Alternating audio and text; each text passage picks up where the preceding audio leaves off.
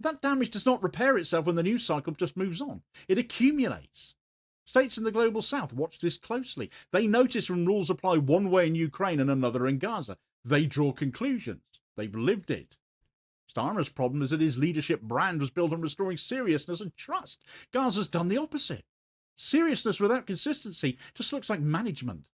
Trust without responsiveness looks like instruction.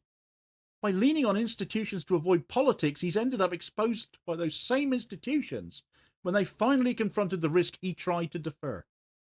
There's no path here that restores the old equilibrium now. A full break with Israeli military cooperation would force an admission that previous support carried unacceptable legal risk.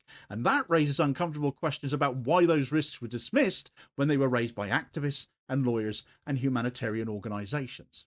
Holding the line keeps Starmer aligned with a ever-shrinking circle of defenders while isolating him from both public opinion and parts of the establishment. But delay worsens the exposure because each day of continued cooperation after these warnings just deepens the record. This is what happens when a government decides protest is something to be managed instead of listened to. Starmer treated opposition to Gaza policy as disruption, leaned on police and prosecutors to quiet it down, and assumed the institutions he deferred to would keep carrying the load. That worked for a while, but now it hasn't. Now it's ended, because institutions don't absorb risk forever.